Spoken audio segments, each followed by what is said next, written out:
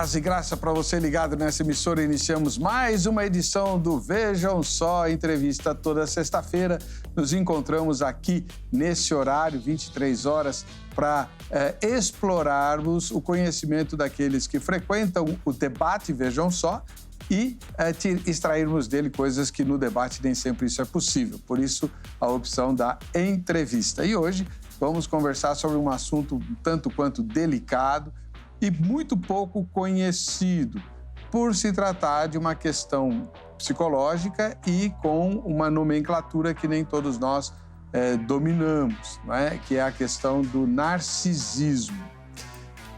Obviamente, vamos falar do narcisismo como patologia psicológica e emocional, mas queremos focar na questão de como isso se articula em relação à fé cristã. Porque o narcisismo é inspirado num mito grego, né, de um homem chamado Narciso, que, ao se aproximar de um lago ou alguma coisa parecida, viu a sua própria imagem refletida na água, como um espelho, e acabou se apaixonando por si mesmo. Então, o narcisista é aquele que gosta demais dele mesmo, né, e só pensa nele. É mais do que um egoísta. Depois a gente vai explorar bem esses conceitos. Porém, qual que é o foco da nossa entrevista hoje? Como que alguém pode se entender narcisista e cristão ao mesmo tempo, se a fé cristã impõe humildade, né, pobreza de espírito, renúncia. Na minha opinião e na minha cabeça de obtuso, uma coisa se opõe completamente à outra. Ou você é cristão ou você é narcisista. Não dá para ser as duas coisas ao mesmo tempo. Entretanto, não é pequeno o número de queixas de pessoas envolvidas com a fé ligadas a narcisistas que se dizem cristãos, seja no lar, seja na igreja. E é por isso que o Vejam Só Entrevista se debruça sobre esse assunto hoje, trazendo uma especialista no assunto, que é a doutora Verusca Gendorf. Paz e graça, doutora, tudo bem? Paz e graça, tudo bom. Que bom estar aqui com vocês. Agradeço muito, viu, essa oportunidade. A senhora é assídua frequentadora da casa, né? Seja do Vejam Só, do Consulta ao Doutor, né? Dos debates. Sim. E por aí vai. Seja muito bem-vinda. A senhora é cristã de qual igreja? Eu sou membro da Primeira Igreja Batista de São Paulo. Aí fica um abraço aí pro pastor Paulo. Aliás, outro frequentador do Vejam Só, que faz tempo que não vem, né, pastor Sim. Paulo? Vai ser vovô, né? Sim, vai ser vovô. A Primeira Igreja Batista fica na Praça Princesa Isabel, agora revitalizada, né? Sim. Teve um bom tempo lá, bem complicado, né? Sim, estava bem difícil até ter os cultos, pastor. Bem difícil, mas graças a Deus agora tudo ficou muito mais tranquilo. Muito bom. Doutora Verusca, a senhora é psicóloga e neuropsicóloga. Qual a diferença entre uma coisa e outra? A neuropsicologia, ela trabalha com a reabilitação de pessoas que tiveram várias... Por exemplo, eu tenho pacientes que sofreram acidentes de carro, perderam massa encefálica, tiveram trauma craniano, pessoas com Alzheimer, pessoas que têm algum tipo de doença degenerativa neurológica. A neuropsicologia, ela trabalha com a reabilitação, tentando desenvolvimento neurológico, explorando outras áreas cerebrais para que a pessoa possa ter um prolongamento aí de condição mental e de vida também, né? Mas também trabalha com avaliação, identificação de processos, de problemas. Tem muita gente que vem encaminhada, por exemplo, porque o médico quer saber se nos exames de avaliação neuropsicológica tem alguma tendência para Alzheimer. E aí nós identificamos alguma criança que tenha um TDAH e precise de uma avaliação neuropsicológica para saber o que está acontecendo e o quanto ela está comprometida. Já a psicologia clínica, todas as outras queixas mais habituais, depressão, ansiedade, enfim, todas as outras queixas que acontecem no dia a dia. Qual é a linha terapêutica? Eu sou comportamental cognitivo. TCC. TCC. Todo mundo é TCC. É uma leitura latina, né, pastor? A minha terapeuta é TCC, mas eu vivo brigando com ela. Que eu sou da velha escola, né? Eu fico brigando com ela lá. Isso aí. Bom, mas enfim. Vamos lá, vamos começar definindo as coisas. Exatamente o que é um narcisista, doutora? Olha, é um processo bastante grave e agudo de transtorno de personalidade, pastor. São pessoas que nascem com uma falha de personalidade. Então, elas têm uma leitura social das pessoas e de si mesmo completamente distorcida. Então, é uma personalidade que se supervaloriza e detrimento da humilhação de todas as outras que com eles convivem. Então, são as pessoas que se acham os mais importantes, os mais bonitos, os mais talentosos, os que cantam melhores, ou os que ministram melhores, ou os que sempre são os mais importantes dos ambientes onde eles estiverem. Então, por exemplo, eles não se sentem nem um pouco constrangidos, por exemplo, de você ir, de repente, sei lá, almoçar num local e você tem que pagar a conta deles, porque eles são tão importantes que você está sendo privilegiado com a presença deles. Então, são pessoas extremamente egocêntricas, onde o olhar é extremamente elevado para o seu processo. Então, infelizmente, nós convivemos com um volume grande de pessoas que têm esse transtorno e tem, inclusive, um grau de adoecimento tão agudo, pastor, que tem casos de pessoas com esse transtorno narcísico que também são psicopatas, ou seja, foi num grau tão agudo que tem uma ausência completa de empatia, né? Um transtorno de personalidade narcísico já tem uma diminuição empática muito forte, mas o psicopata ele consegue alcançar o grau agudo que chega a uma perversidade, inclusive. Então, vamos lá mastigar um pouquinho isso tudo. Sim.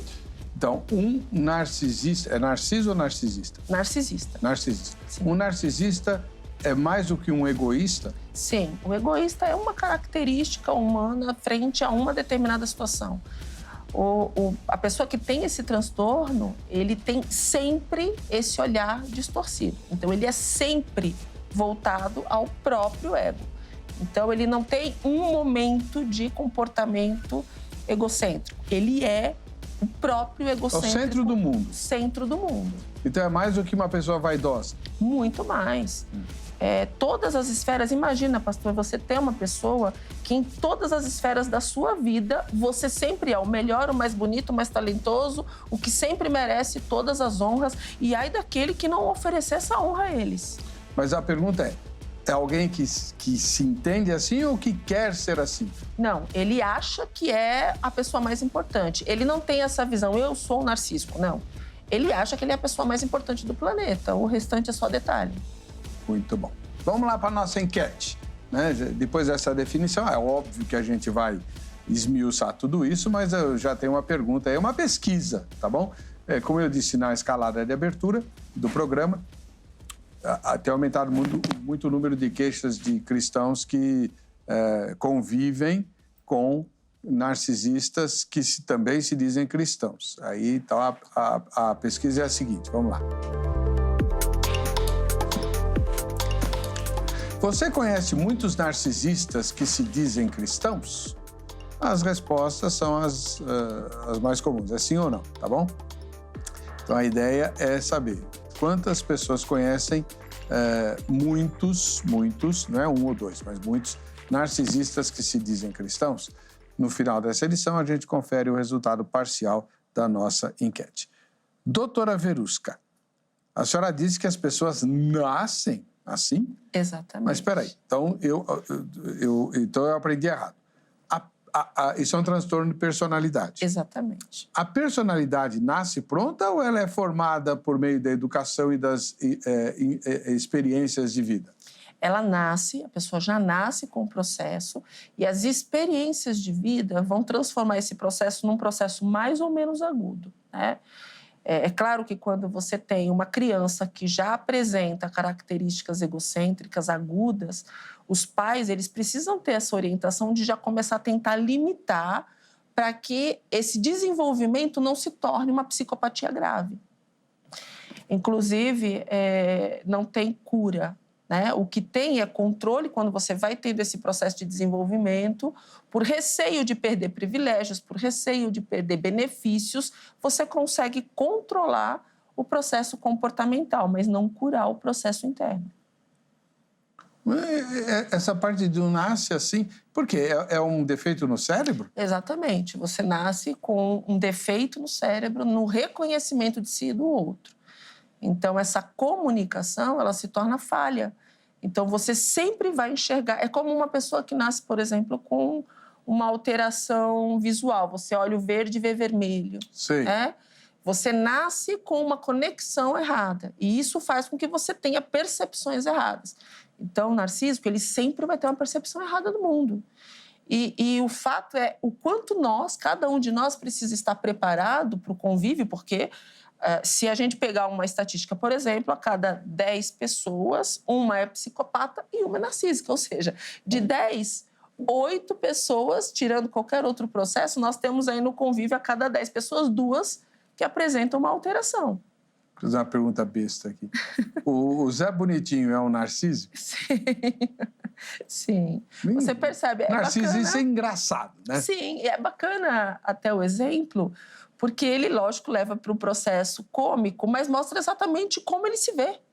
E é exatamente o grande segredo no caso do processo narcísico, é como ele se vê, é alterado. Então, ele se vê a pessoa mais bonita, mais incrível, a ponto de andar com pente, a ponto, né?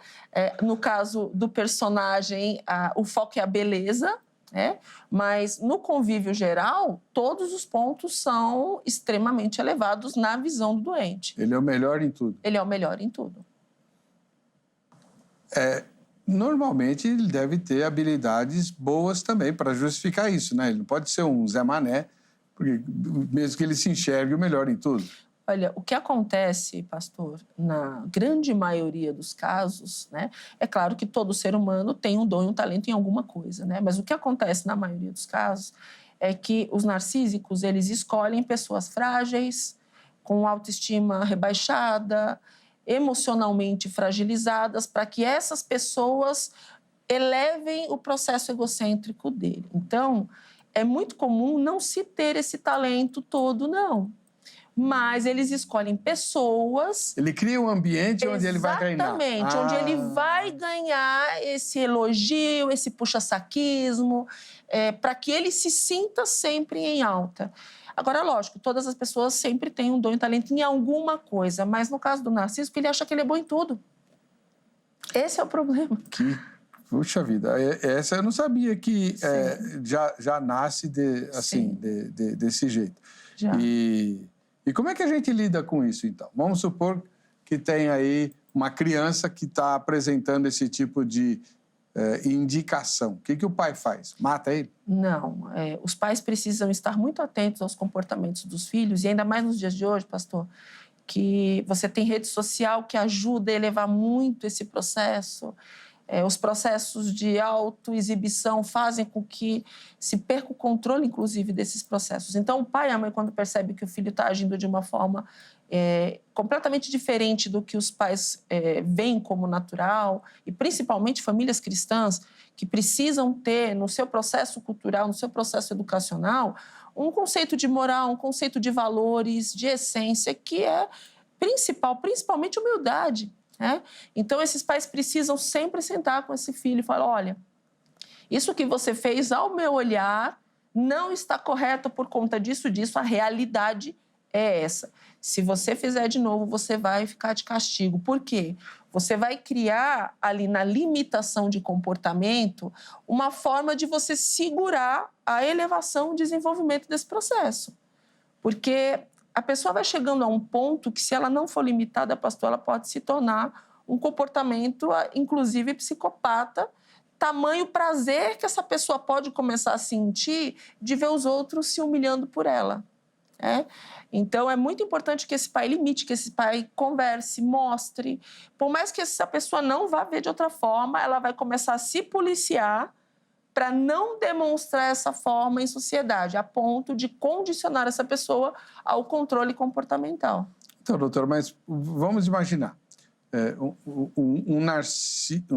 narciso? Isso. Ou narcísico? Narcísico. Um narcísico que é flagrado numa falha, num erro. Sim. Ele está vendo que ele errou. E aí? Sim. Ele não vê. Como não vê? Mas nós que convivemos, vemos. E é tão interessante que o narcísico faz você duvidar do que você viu. Não é possível. É possível, pastor. Não, você que não está enxergando. E chega a um ponto que a pessoa começa a ter dúvidas se realmente percebeu ou não. Porque a firmeza que ele usa frente àquele outro que viu uma falha, por exemplo, é tão grande que a pessoa começa a ficar em dúvida se realmente viu aquilo. Então, olha o quanto é importante, né? A gente ter condição de saber quem nós somos, qual é a nossa essência, o que a gente viu de verdade, o que a gente está presenciando. Porque, infelizmente, a quantidade de pessoas que a gente atende hoje no consultório, pastor, pessoas que convivem, enfim, e chegam a dizer, olha, eu não sei se eu estou vendo direito, mas eu chego a ter dúvidas do que eu estou vendo, do que eu estou vivendo, do que eu estou presenciando. Será que sou eu que estou falando mal? Tem homens e mulheres que são casados com pessoas narcísicas que sofrem o dia a dia dentro de casa e chegam para a terapia, olha, talvez eu não esteja falando direito do meu esposo ou da minha esposa, talvez eu esteja vendo errado, eu preciso de alguém que me ajude a ver, porque eu já estou com dúvidas da minha sanidade mental. Então, é bastante agudo esse processo. Então, já fica claro que as vítimas dos narcisistas procuram ajuda. E eles procuram? De forma nenhuma. Eles são os seres mais importantes e completos do planeta. Eles não aceitam pedir ajuda de jeito nenhum. Para eles, o mundo é que não se adapta à perfeição que eles são. E como é que a gente lida com isso? Nós é que precisamos Prende? desenvolver... Não. Sabe o que acontece, pastor? Cada um de nós é que precisa desenvolver uma habilidade comportamental para lidar com esse mundo confuso de ponta cabeça que a gente vive. Né? A gente vive com um volume muito grande de pessoas com adoecimento mental grave. E a representatividade dessa sociedade faz com que o doente ele esteja em todos os lugares. Então, nós é que temos que cuidar da nossa autoestima, da nossa percepção, e ter certeza da nossa construção, da nossa essência, porque quando nós sabemos quem somos, no que cremos, no que acreditamos, temos certeza da nossa fé em Deus, temos certeza do nosso foco principal de vida, que é a nossa vida espiritual e a nossa vida de uma forma completa, nós não vamos permitir ser vítimas de pessoas que apresentam esse tipo de característica. Vamos lá. Como é que age um narcisista para, por exemplo, um adolescente? Ele ainda não casou e tal, pelo que a senhora diz, ele vai procurar criar um ambiente favorável à sua autoestima ultravalorizada, né? Sim. Para que a gente possa detectar e proteger as pessoas que estão ao redor desses. A gente tem vivido muito o momento da alta utilização de redes sociais, que acaba sendo uma audiência, muitas vezes, de comportamentos bastante adoecidos, né?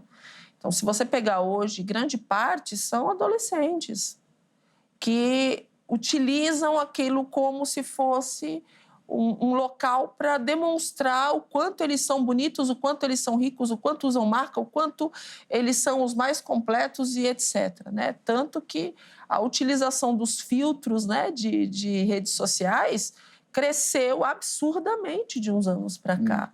Então, eles, por exemplo, eles têm a coragem de tirar uma foto do lado de um carro super caro, importado, e dizer que é deles. E não é. E não é. Eles têm a capacidade de mentir nas redes para poder mostrar para os outros o quanto eles são incríveis. Bom, existem graus, né? Sim. Nem todo mundo é o top. Não. O geral é o quanto eles querem mostrar que são bonitos, inteligentes, ricos e usam coisas de marca e têm coisas caras. Agora, quando você sobe o grau, você vai para a perversidade. Enquanto eu estou fazendo isso porque eu sou melhor. Estou maltratando, estou humilhando, estou judiando de pessoas. Tá vendo? Me aplaudam, eu fiz isso. É uma das coisas que a gente tem visto muito, pessoas colocando postagens, judiando, sendo até mal educado em várias situações, para que as pessoas valorizem o quanto ele é forte ou se diferencia frente a uma situação. E, na verdade, você começa a perceber que existe um adoecimento. Então, o jovem que está bem nesse processo de iniciação de amadurecimento da idade adulta, ele deveria ter um outro tipo de comportamento, né? Independente do adolescente, está vivendo um momento aí de crise, porque o adolescente vive um momento de crise. Mas o adolescente narcísico, ele sempre acha que é mais importante que os pais. Tem muitos hoje que sofrem porque não sabem limitar esses filhos, não conseguem administrar na infância, e quando chega na vida do adolescente, o adolescente põe castigo para os pais, o adolescente proíbe os pais das coisas, senão ele vai sair de casa. E aí você percebe que tem um comportamento doentio e muitas vezes os pais não conseguiram detectar. E como é que faz nesses casos? Os pais precisam tomar o domínio dos seus ambientes, existe uma troca muito grande aí de comando, de valores que os pais vão precisar ficar atentos. Os pais, com medo de perder o amor do filho, de perder o filho, têm deixado os filhos fazerem o que querem, a ponto de dar poder para esse filho achar que tem que mandar nesses pais. Existe aí uma troca de valores importante, pai e mãe, que deve ser o comandante da casa, E principalmente quando você tem filhos adolescentes, eles precisam ver que você comanda. Não é ser ruim, não, gente. É apenas comandar o seu ambiente. Você sustenta o ambiente, você é que oferece tudo para esse filho. Como é que você vai permitir que esse filho mande em você? Tem pais que eu já atendi, pastor, que não vão para a igreja porque o filho decidiu que ele não quer ser cristão. E aí ele proíbe os pais de frequentarem. Se vocês forem, eu vou trancar a porta de casa, vocês não entram mais. E os pais estão obedecendo. A troca de valores, a troca de comando precisa ser muito perceptível e vista para que esses pais possam mudar essa história. Misericórdia. Sim. A senhora está descrevendo um filme de terror aqui. Pastor, é impressionante o volume de queixas que a gente recebe em clínica dos pais sem saber o que fazer. Meu filho está fora de comando, ele não me obedece, Só que quem sustenta, quem paga tudo, quem paga os luxos, as marcas, tem filho que se o pai não der o tênis de marca X, ele quebra a casa. Porque ele não vai usar outro tênis que não seja da marca X. Então, como é que os pais alimentam isso?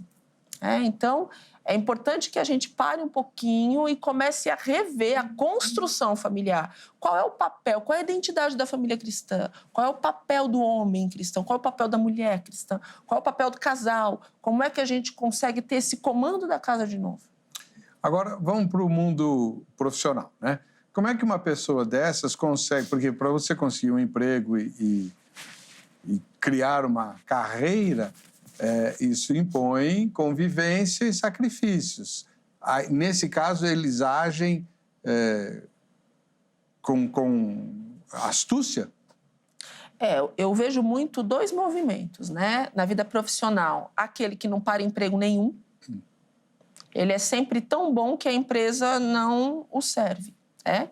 E tem aquele que se aproveita daquelas pessoas certas, onde ele vai grudar e vai se aproveitar do convívio daquela pessoa que ele entende que vai ser uma escada para ele alcançar aquilo que ele quer, porque ele não vai entrar numa empresa para começar de baixo. Então, ele geralmente faz amizade com alguém que tenha um certo poder ou uma certa influência, para que ele já comece de cima, porque ele acha que ele merece estar de cima, e o quanto ele puder puxar o tapete dos demais para ele conseguir mostrar o quanto ele é incrível, ele vai fazer, infelizmente, por conta do adoecimento que ele apresenta aí na questão da personalidade. Barbaridade. E a fé? Não faz diferença na vida dessas pessoas? Olha só, é que para eles têm uma visão distorcida, pastor. Eles têm fé. Só que na cabeça deles, ninguém tem mais do que eles.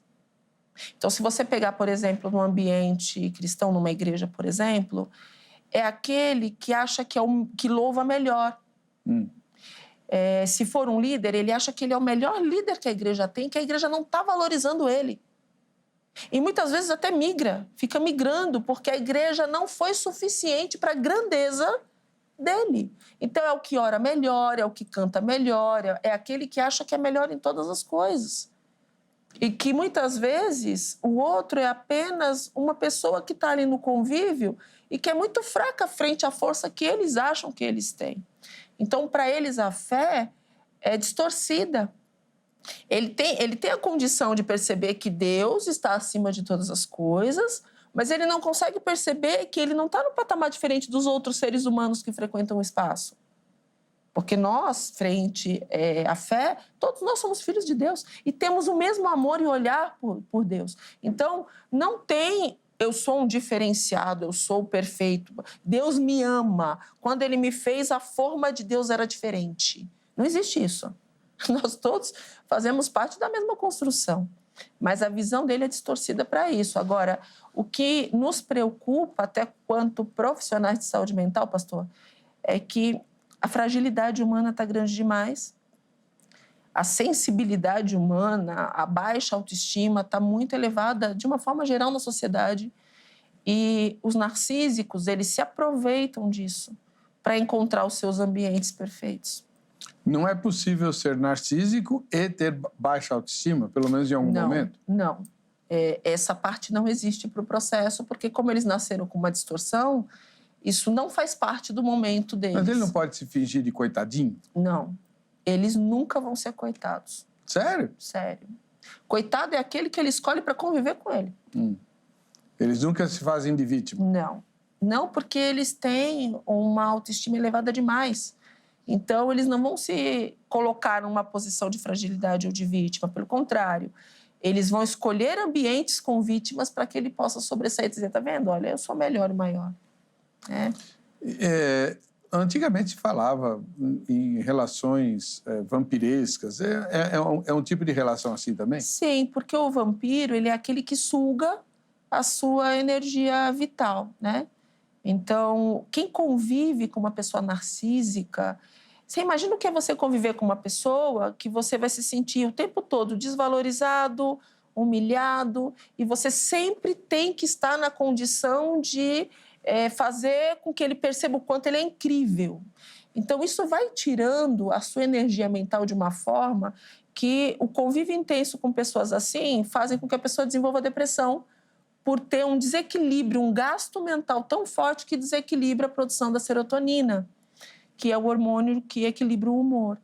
Então, você convive com uma pessoa assim, imagina quem convive com um marido assim, ou uma esposa assim, ou um filho assim, ou convive num ambiente com uma pessoa assim. Então, a pessoa ela já fica cansada, pesada, porque é desgastante, pastor, conviver com alguém que sempre vai humilhar o outro e que sempre vai mostrar que é incrível. Então, sabendo, ainda mais a gente que sabe que ninguém é perfeito. Nós não somos perfeitos. Cada um tem uma dificuldade, né? Mas esse tipo de transtorno de personalidade faz com que todo o seu ambiente seja muito inferior o tempo todo. E o ser humano precisa de afeto, de amor, de carinho, né? De reconhecimento. Se você pegar o desenvolvimento de duas crianças, uma narcísica e a outra não narcísica, essa não narcísica vai desenvolver depressão, porque a atenção vai estar toda na narcísica, por conta da condição mental que ela apresenta. Então, a gente é que precisa sempre estar se policiando e ter certeza de quem nós somos. Qual é a minha essência? Porque se eu sei a minha essência, eu não vou permitir ser humilhado pelo outro. Eu vou ficar em discussão? Não, não é isso. Eu sabendo quem sou, a palavra do outro sobre mim não tem efeito. Mas, doutora, deixa eu ver se eu entendo isso que a senhora tudo isso que a senhora está falando. Pelo que a senhora diz, o narcisista, ele não esconde aquilo que ele é. Exato. Como é que ele consegue namorar e casar? Então, para ele sempre vai escolher o melhor, né? Porém, ele vai escolher o melhor com fragilidade mental. Então, ele vai escolher uma mulher carente, por exemplo, um homem. Vai escolher uma mulher carente, que seja bonita, mas que seja muito frágil mentalmente. Porque essa pessoa vai ser o capacho dele. E isso também acontece, né? Com homens e mulheres, de forma até igual. Não vou dizer que tenha um mais do que o outro, porque a gente percebe hoje que o adoecimento ele é geral. Então, mas ele casa. Não tem amigos, a mulher narcisista não tem amigas? Exatamente. Ou tem? Eles encontram pessoas sempre que vai ser o ambiente deles, mas que ele acha que não é digno o suficiente de ser amigo dele. Ele não sente falta de amizade.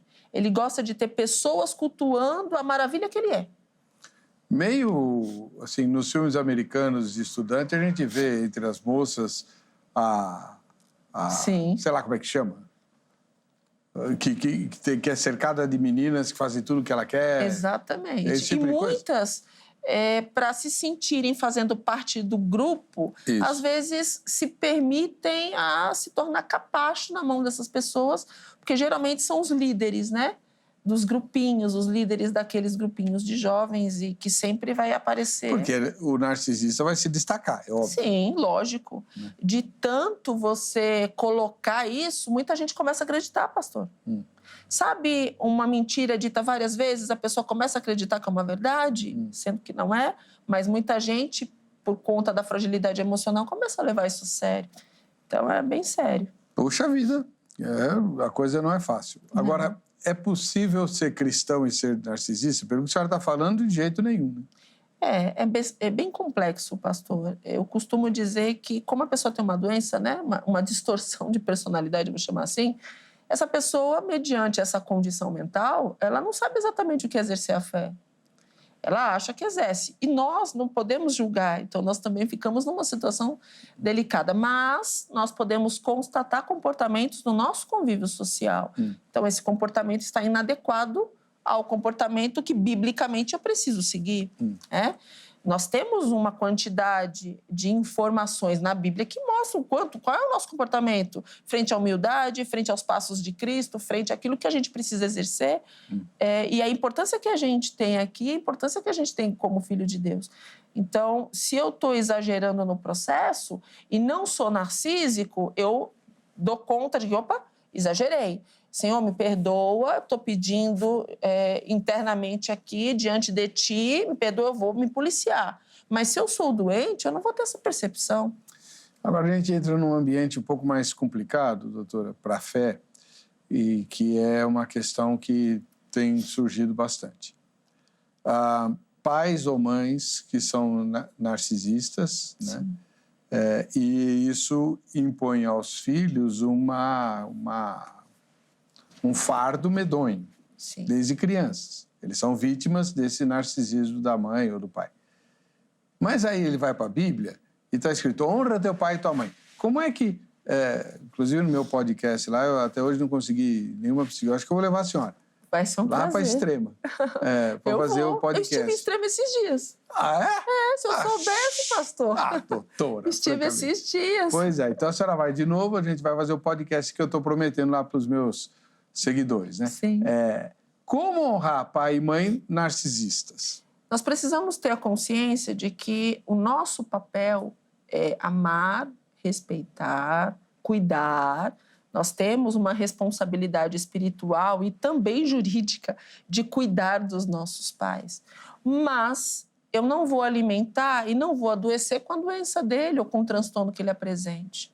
Então, se eu tenho essa consciência, se eu trabalho em mim, que a minha mãe ou o meu pai apresenta esse transtorno, ou apresenta um adoecimento nesse sentido, eu vou começar a me proteger, a me blindar desse processo, mas não significa que eu vá deixar de cuidar, que eu vá deixar de ser responsável, porque eu sou responsável espiritualmente, se eu quiser ter meus dias de vida prolongados, e sou juridicamente. Então, o que acontece é que muitos filhos entram num processo de autodestruição, porque eles esperam ter um comportamento do pai e da mãe que sejam normais frente à sociedade. E aí eu penso, tem dois processos. A mãe é aquela que te gerou, que te teve, ou a mãe foi aquela que apresentou comportamentos maternos afetivos?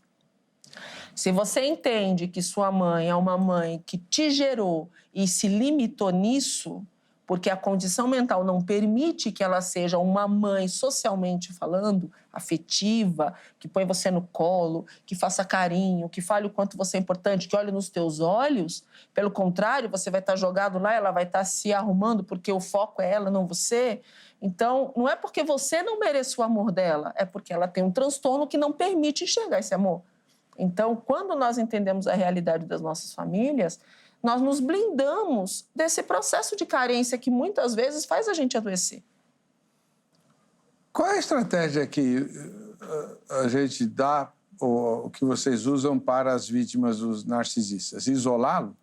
Não, eu acho que nós temos que aprender, pastor, a conviver com todo tipo de pessoa.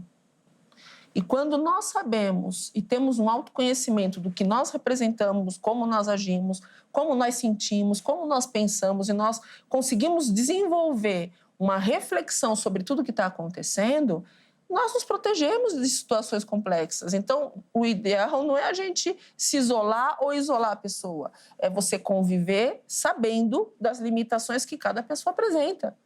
E não permitir que aquele comportamento te destrua. Porque o que acontece hoje é uma autodestruição. Muita gente fica esperando a vida inteira ser amado por um narcísico. Não vai acontecer. Não vai acontecer. Mas Deus pode operar milagres. Deus opera milagres. Eu creio plenamente nisso.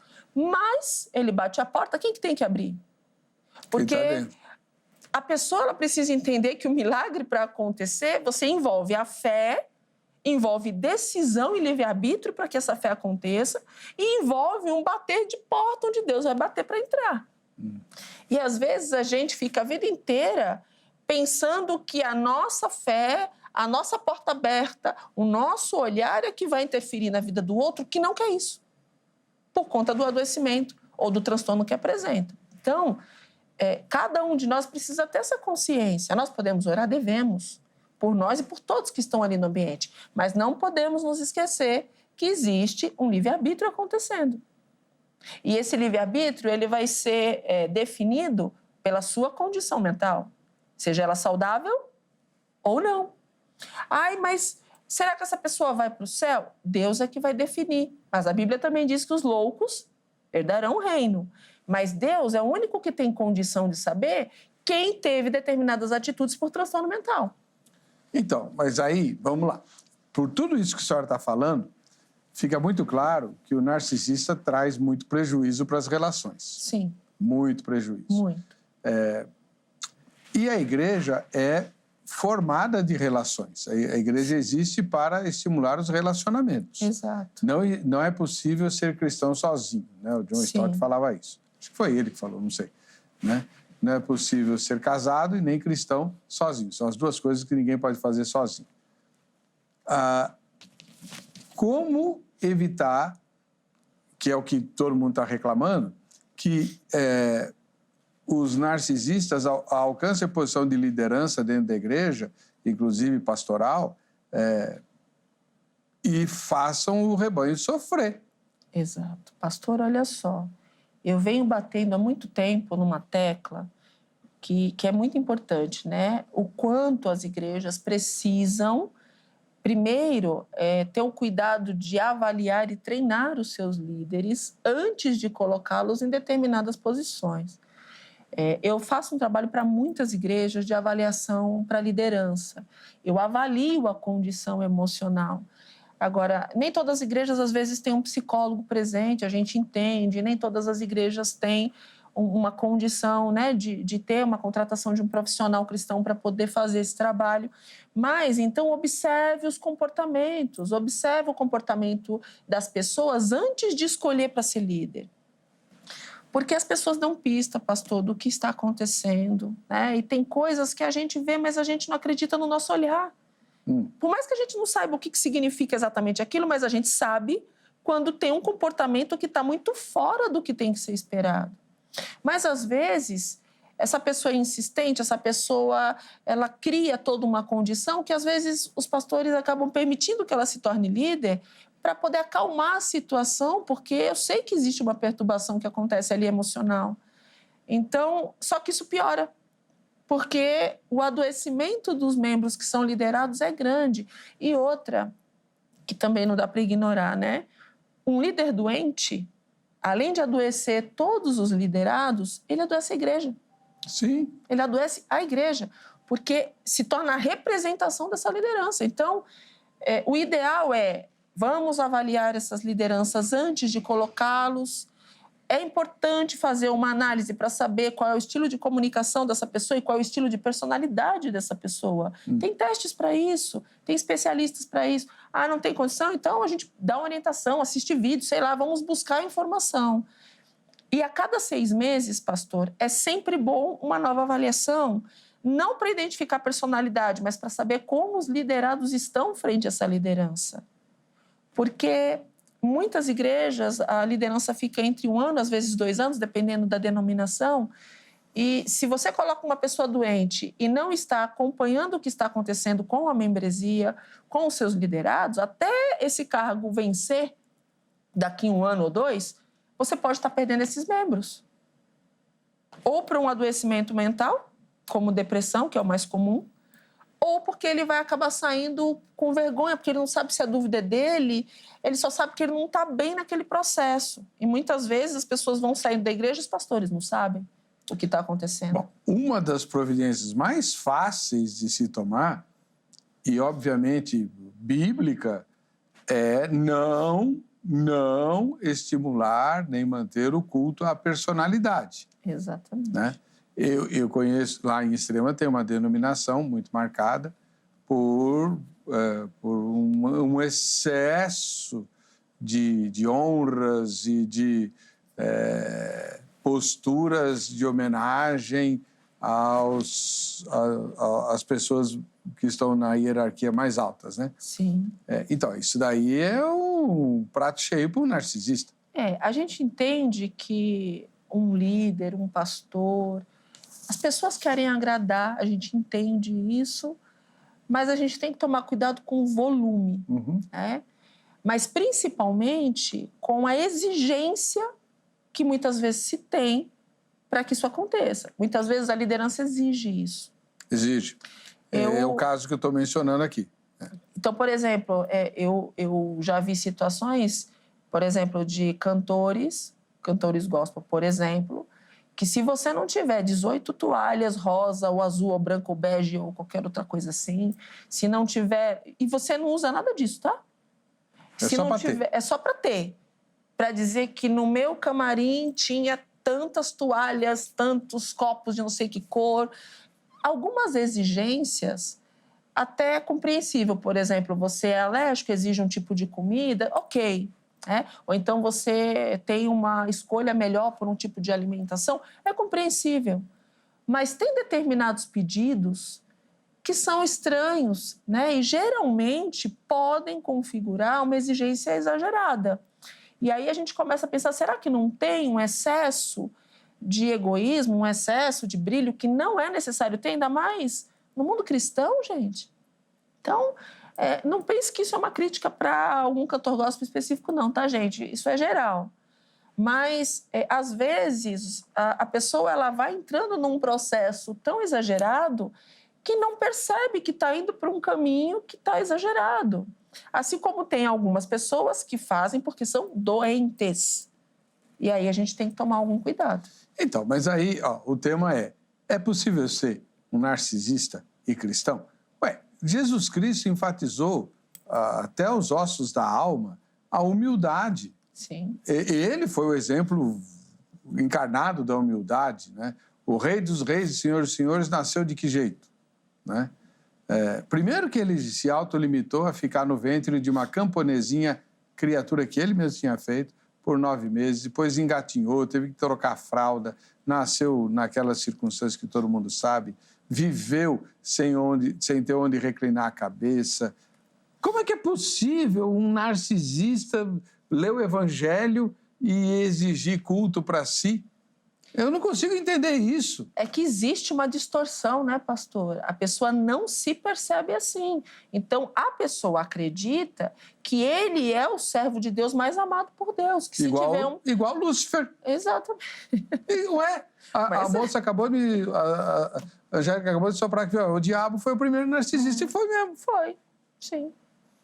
Você falou sobre o conto do Narcísico, que é interessante, né? Se você olhar a cena, é ele sozinho, num lago, admirando a própria imagem. E o conto diz que ele achou tão linda a própria imagem que ele foi tentar abraçar a própria imagem e morreu afogado. Bem feito. Né? Ou seja, se a gente parar para analisar, essa pessoa vai estar sempre se afogando sozinha pelo excesso de adoecimento que Se ela destruindo, mas destruindo os outros ao redor. Esse é o grande problema. O problema é o que acontece na vida de quem convive com alguém assim, pastor. Então, aí a gente entra num outro caminho também problemático, eu não sei como agir. Nós vivemos tempos em que se valoriza demais a autoestima e a segurança. O mundo corporativo quer pessoas seguras de si. Sim. Ao mesmo tempo que saibam trabalhar em equipe. Sim. Né? E isso é muito visível e valorizado hoje. O narcisista é alguém absolutamente seguro de si. Sim. Então, ele já vai entrar em vantagem aí numa determinada competição. Né? Como é que faz para a gente ser seguro? Porque, pelo jeito, ser inseguro é ruim. Eu estou lendo um livro lá, Apaixonar-se por Si Mesmo, do Walter Rizzo. E eu estou pensando, esse Walter não conheceu nenhum narcisista, porque ele só, apaixonar-se por si mesmo, ele só fala de quem não gosta de si, quem vive se depreciando, quem vive achando que erra tudo, que não serve para nada, blá, blá, blá. Eu acho que ele nunca conheceu um narcisista. Tem muita gente que não chegou a perceber a existência ou talvez não conviveu exatamente com o narcísico, né? Mas em toda a sociedade eles estão presentes, né? Existe uma representatividade a cada 10 pessoas, pelo menos uma é narcísica e uma é psicopata. Então, a gente tem no convívio sempre alguém que possa apresentar esse comportamento, essa distorção. A questão é que talvez o autor não valorizou valorizou aquele que é vítima deste. Né? Talvez na tentativa de melhorar a qualidade de vida mental dessa pessoa e oferecer uma certa condição para ela lidar com essas pessoas também, né? Então, nós precisamos constantemente, pastor, nos protegermos. Quanto mais nós ignorarmos a importância da saúde mental, principalmente do cristão, mais vamos nos tornar vítimas de situações complexas. Tem um... Aí na internet a gente lê de tudo, né? Sim. Então, tem alguns termos aí que o pessoal coloca, acho que é bombing, alguma coisa assim. O narcisista, quando percebe que a sua parceira está percebendo e quer desistir da relação, ele muda a conduta. Sim. Enche ela de amor e tal, é isso? É interessante isso, né? Como eles conseguem ser amáveis e detestáveis praticamente ao mesmo tempo. Para que ele consiga a condição ideal, o ambiente ideal, muitas vezes eles tentam ser as pessoas mais românticas e mais incríveis porque eles são os máximos. Então, eles tentam fazer com que a sociedade acredite o quanto eles são incríveis. Mas, se você tem um narcísico, é apenas para poder montar uma condição ideal. Depois, se torna bem delicado. Assim como o psicopata, ele também é conhecido aí na sociedade como aquele que é o mais incrível, porque ele é simpático, ele é bacana, ele é conquistador, ele presenteia, mas isso é uma armadilha para a perversidade que vem depois. Como é que você vai alcançar uma vítima se você primeiro não cativar essa vítima? A diferença do psicopata é que ele tem consciência do grau de perversidade que ele carrega e ele sabe onde ele quer chegar. O psicopata tem consciência? Sabe, tem consciência. Ele não sabe, sou psicopata, mas ele tem consciência, eu sinto prazer da perversidade que eu vou fazer com aquela pessoa. Diferente do narcísico, que apenas está focado em si. Ele não tem prazer em maltratar, mas ele maltrata sem querer, em detrimento do que ele valoriza ele mesmo, né? Então, o psicopata, ele se torna extremamente perigoso porque ele vai escolher com grau de maldade. Ele vai querer aquela porque aquela ele vai judiar mais e vai sentir prazer em cada vez que judiar. O narcísico vai judiar sem ter essa percepção, porque no convívio ele vai sempre humilhar em detrimento dele ser incrível. Então, independente de qualquer coisa, são duas configurações bastante delicadas de conviver. Complicado, hein, doutor? Sim. E o que é um sociopata? É a mesma coisa?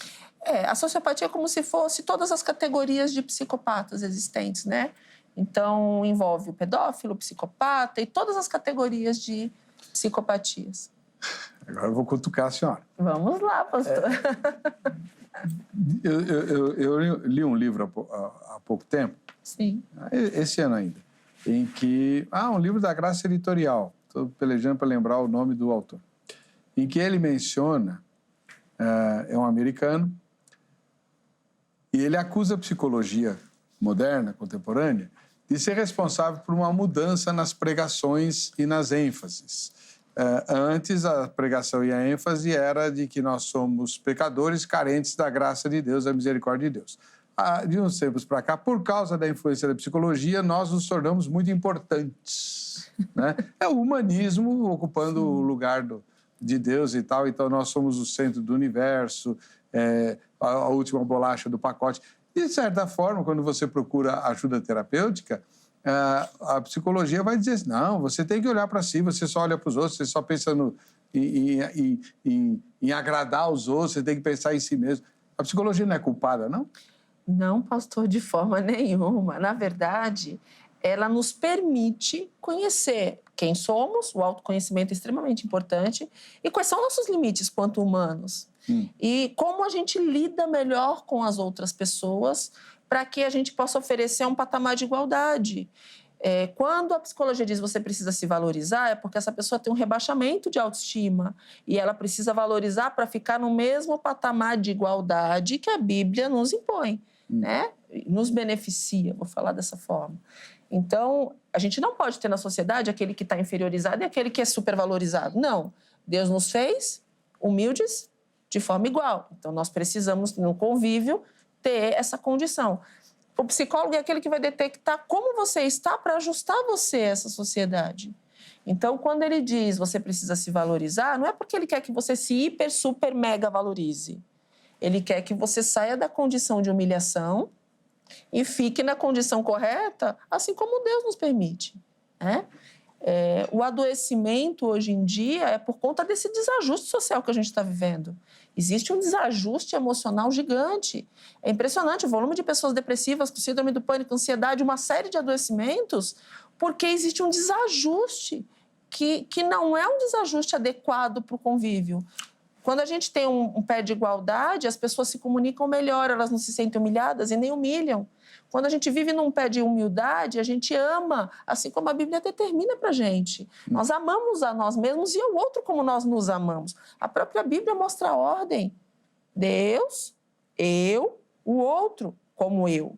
Então, existe uma ordem. E essa ordem hoje está bagunçada e, por conta disso, as pessoas estão se perdendo emocionalmente. O narcísico não ama.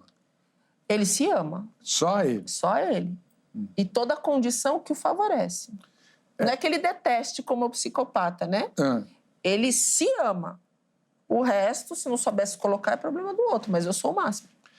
E existem graus, né? Nem todo mundo está no top. Então, Sim. Será que cada um de nós tem um pouquinho disso?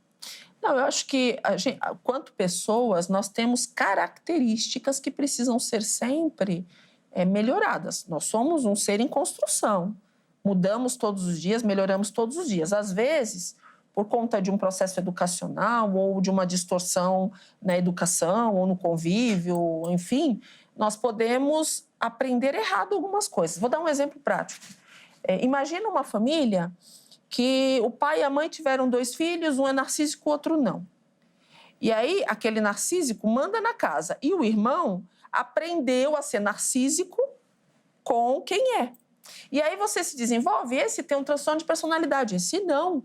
Esse usou a educação que ele teve, o convívio, o comportamento, eu vou imitar, porque nós absorvemos comportamentos todos os dias. E aí essa pessoa vai crescer, e aí num determinado momento ela vai se dar conta, peraí, eu acho que eu estou fazendo errado. E essa pessoa vai precisar se melhorar, ela vai precisar olhar para dentro de si, peraí, eu acho que eu fui egocêntrico demais, eu acho que eu me perdi, eu quero melhorar isso. O desejo de querer melhorar, porque está percebendo que está errada a posição, faz com que ele se melhore e vá buscar o seu melhor para poder viver um pé de igualdade, independente do motivo que faça ele buscar essa ajuda. O profissional de saúde mental, o psicólogo, ele vai mostrar, peraí, tá supervalorizando aqui, tem que ajustar aqui. Então, aqui você precisa melhorar isso, precisa melhorar a forma de você lidar com as pessoas, expressar o seu amor às pessoas e a Deus.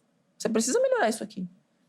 Então, é ajustar emocionalmente. Todos nós nascemos com uma capacidade mental, comportamental, personalidades, caráter. Então, tudo isso vai fazendo parte de um processo que precisa ter uma normatização. Ninguém é igual, mas nós temos uma convivência que precisa ser gerada de uma forma harmoniosa. Doutora, a senhora falou agora, ninguém é igual, né? Eu queria a sua avaliação como cristã e terapeuta. Quais são os benefícios e os malefícios de você ficar se comparando com outras pessoas? Os benefícios é quando você tem alguém que você admira, você quer ter um desenvolvimento, um crescimento. Então, essa pessoa te ajuda a ter um referencial para onde você gostaria de ir.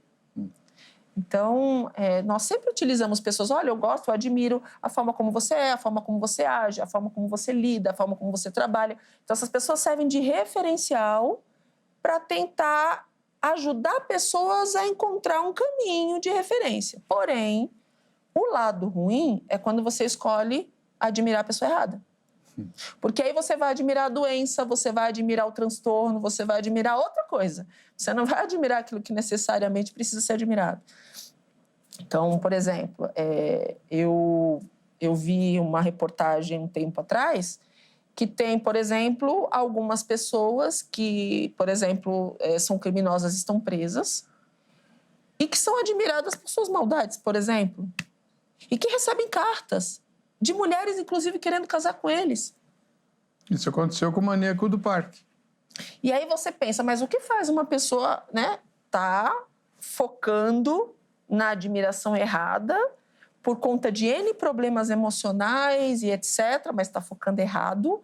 Então, nós precisamos admirar pessoas que tenham um comportamento coerente, um comportamento humilde, um comportamento de destaque até profissional ou pessoal, mas dentro de um conjunto de limites que nós não podemos ultrapassar.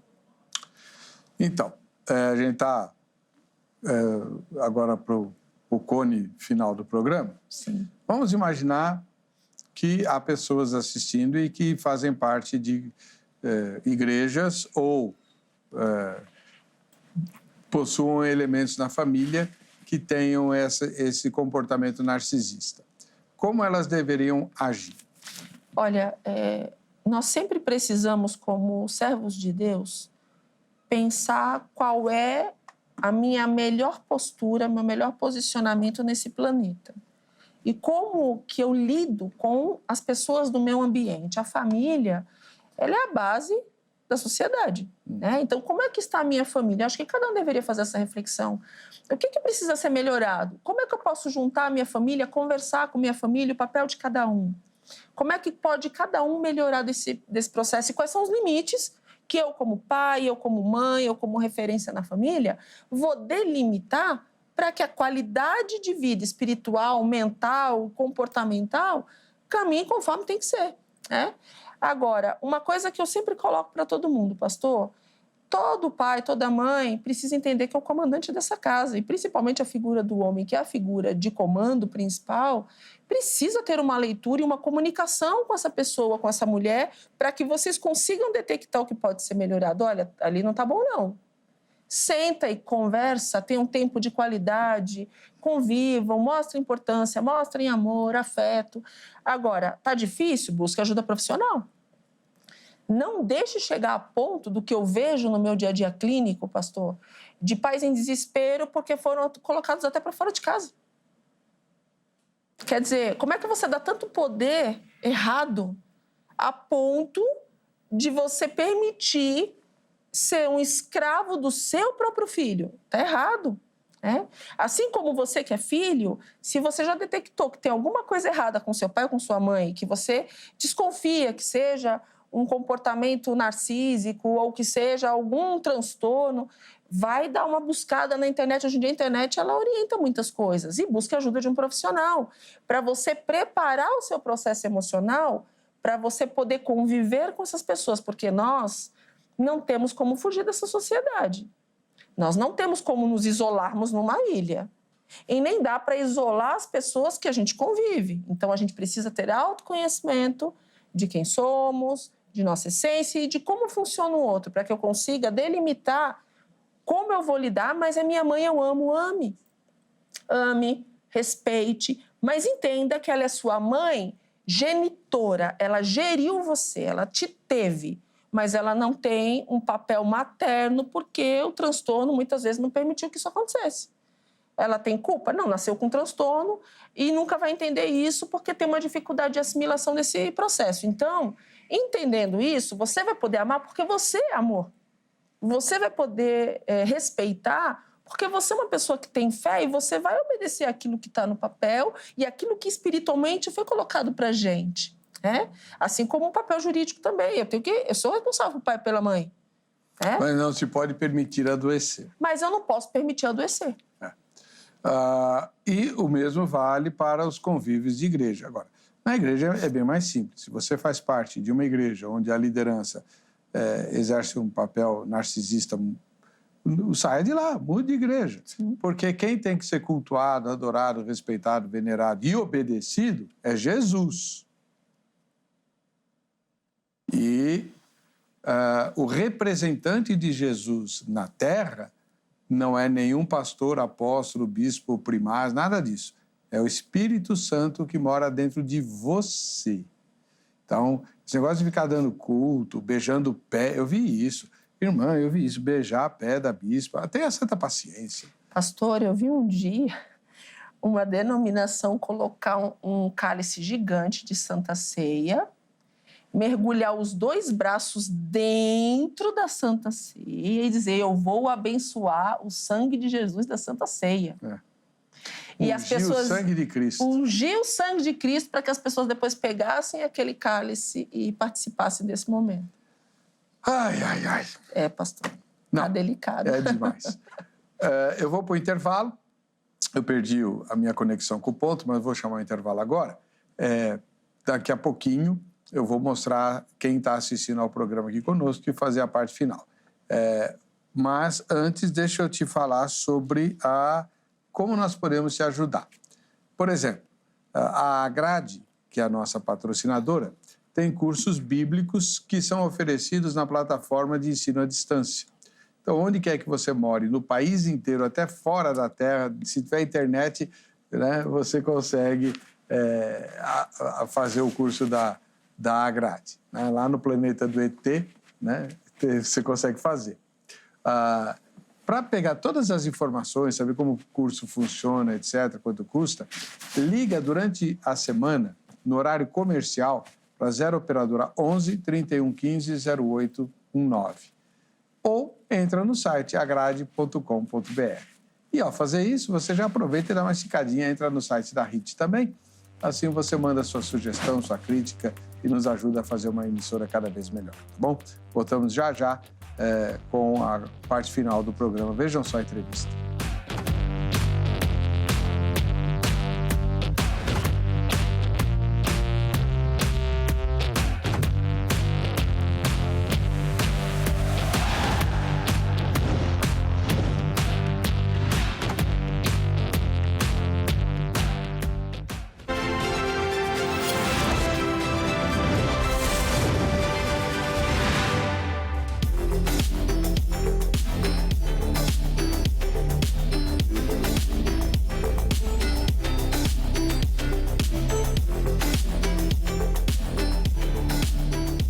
Muito bem, de volta com o programa Vejam Só, na hora de você aparecer aqui. Se você não aparecer, é porque você não mandou a sua foto ainda. Faz a foto agora, mostrando inclusive o programa e tal, e já posta no Facebook ou no Instagram, conforme você está vendo aí, né? @programa Vejam Só e tal. Se você não sabe fazer isso, chama teu neto, tua neta, ela já bate a foto e já manda na hora. E aí você concorre aos presentes que a gente sorteia aqui. Em Sarandi, no Paraná, nós temos o Kleber Pereira, nosso telespectador lá, né? Valeu! Grande abraço para você, Kleber. No Paraná eu conheço alguns lugares, mas em Sarandi ainda não. Ficou famoso por causa da novela Pantanal, né? Em Goiânia, Goiás, A Julieta Pires Correia é nossa telespectadora, lá no estado de Goiás. Valeu, Julieta. Olha só, tirou uma foto durante a exibição do programa, como eu te falei. Olha lá. E em Recife, Pernambuco, o Vladimir de Sá Xavier é nosso telespectador. Cadê o Vladimir? Olha ele aí. Valeu, irmãozão. Esse apresentador é muito feio, tá louco. Mas valeu. Grande abraço para você. O Alexandre Farias, que, se não me engano, se é o Alexandre que eu estou pensando, é um pastor, ele disse assim: tem muitos narcisistas no púlpito. Então, doutora, aí é uma questão complicada. Por quê? Se você nasce no lar evangélico, está numa igreja, sobretudo igreja histórica, e é um narcisista, onde você quer chegar? Ao púlpito. É um lugar onde todo mundo vai te ouvir, acatar e ninguém vai te contestar. É ou não é? Exatamente. Então, o púlpito exerce uma atração irresistível para o narcisista. Na verdade, todas as posições de influência, de poder, de força, são os locais onde eles vão buscar, né? Então, eles sempre vão buscar a direção, independente da área, a direção, o comando, a influência, eles sempre vão buscar isso. Agora, cabe a nós começar a avaliarmos, né? A gente precisa, e o quanto é importante cada um de nós exercer a leitura da Bíblia, entender a palavra de Deus, porque a gente começa a perceber quando começa a ficar fora. A igreja é um local de união de pessoas para cultuar Deus. E o principal no culto tem que ser isso. Se o culto não está dando essa importância para o que tem que dar, vale a pena ir refletir. E vale a gente ter também essa força emocional de chegar depois e dizer, eu acho que você talvez não tenha percebido, mas o ideal é isso, não isso. Porque às vezes ninguém fala com medo. Ninguém coloca para o líder com medo. Não estou falando de brigar com o líder, não, mas mostrar. Porque, às vezes, pode ser que a pessoa está seguindo um modismo e não seja narcísico. E aí é o momento da pessoa parar e dizer, nossa, não tinha parado para prestar atenção. E tem situações que a pessoa é narcísica. E aí você vai perceber, depois que você conversar, você vai perceber se o movimento teve ou não uma autopercepção. Porque se ninguém falar, pode ser que muitos nem sejam, mas aprenderam errado, se perderam. Nem todo mundo, às vezes, pastor, tem condição emocional de uma posição de comando. Às vezes as pessoas se perdem um pouquinho, não sabem lidar com essa força, com esse poder, enfim, com essa influência, e acaba se perdendo. Às vezes a pessoa se perde por falta de condição emocional. Isso acontece com muitos líderes, com cantores, com lideranças, com pastores, isso acontece geral. Então, para um pouquinho, peraí. Não vou deixar isso subir para minha cabeça. Eu preciso controlar isso, eu preciso administrar melhor isso. Eu preciso entender e vencer, talvez, lutar contra as minhas próprias questões emocionais. Eu preciso aprender a ser mais humilde, mais atento, mais amoroso. Eu preciso entender que eu estou liderando ovelhas e eu preciso ter condição emocional para isso. Mas pode ser que muitos que estejam nessa liderança não tenham condição emocional e precisam ter aí uma verificação. Christian Gomes, reconhecer a beleza própria e do próximo também é exaltar a obra-prima da criação de Deus. Sim. A gente precisa sempre estar de olho em todas as questões, então, né? A beleza própria, o narcísico, ele reconhece, mas ele reconhece a do próximo? Ele não reconhece do próximo. Então. A gente tem que saber também elogiar e agradar, mas eu vou me elogiar e vou elogiar o outro. Nossa, você tá bem hoje. Nossa, como você fez. O cabelo tá bonito, a barba tá bonita, a roupa. A gente reconhece na gente no outro. O narcísico nunca vai reconhecer no outro. Nunca. O outro é inexistente. E não tem esperança para o narcísico? Infelizmente, pastor, a questão mental é uma coisa muito grave, né? Quando você tem algumas doenças ou transtornos que impedem você de um processo empático, isso significa que você não tem áreas que são responsáveis por amar, responsáveis pela empatia, pelo afeto, responsáveis de poder se arrepender, de pedir desculpas e de ter um arrependimento real. Se você nasce desprovido mentalmente disso, não tem o que fazer, não tem como abrir o cérebro e colocar lá dentro uma área que está faltando ou desenvolver um esquema que está faltando ali dentro. Agora, cabe a nós que nascemos em perfeita condição mental de perceber e tentar administrar esse mundo tão grande que Deus nos deu, de pessoas que tenham suas dificuldades, seus limites, suas doenças, e que a gente, identificando, vai poder, pelo menos, oferecer uma qualidade de vida espiritual e mental para nós mesmos e nossa família. Credo, nossa. Tá bom. Eu lembrei de uma história aqui, pastor, muito engraçada uma vez, que uma paciente minha me contou. Ela estava tendo bastante dificuldade com uma liderança, um pastor que ministrava, e ele tinha um comportamento muito egocêntrico. Mas ele não era narcísico, ele era egocêntrico. E ninguém tinha parado para falar. E aí, essa paciente um dia veio com um filhinho pequenininho. Enquanto eu fui atender o filho, antes de atender, eu falei, olha, você já conversou com o seu pastor? Você precisa conversar com ele, senão ele não vai conseguir entender o que está acontecendo. E a criança ouviu. E aí, na sessão seguinte, o que a paciente me disse? Olha, eu não tinha coragem de conversar com o pastor. Só que o pastor, outro dia, a gente saindo do culto, ele fica na porta de saída cumprimentando os membros. E aí ele, por acaso, me perguntou, e aí, gostou da minha mensagem? Meu filho olhou para ele e disse, não, você é muito exibido. Ela disse que ficou completamente desconcertada. Mas por que você achou isso? Ah, porque você é mais exibido do que fala a palavra. Ele tinha ouvido isso, né? E aí, a partir desse momento, o pastor chamou a mãe para conversar e disse que começou a perceber coisas que ele não tinha percebido. Às vezes, precisa de alguém dizer.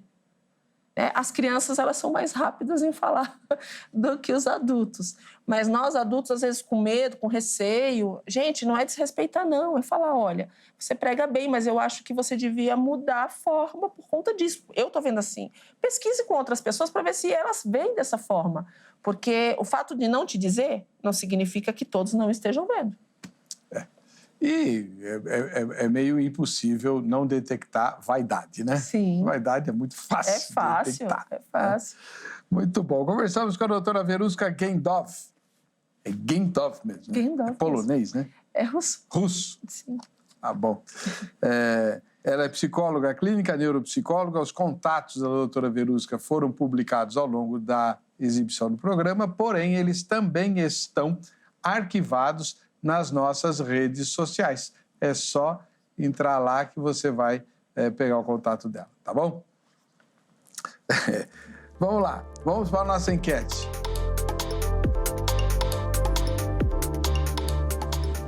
Você conhece muitos narcisistas que se dizem cristãos? Primeira resposta, sim, 67%. Ô, louco! E não 33%. Misericórdia, estamos perdidos. É por isso que Jesus não volta. Como é que você quer que Jesus volte com uma igreja dessa aí? Né? Onde quase todo mundo conhece narcisista. Tem narcisista demais. Ah, não, mas espera aí. Eles não sobem, eles ficam. Ah, tá. Então tá bom. Pode voltar, Jesus, não tem problema nenhum. A gente volta, se ele não voltar antes, sexta-feira que vem, às 11 da noite, aqui no Vejam Só a Entrevista.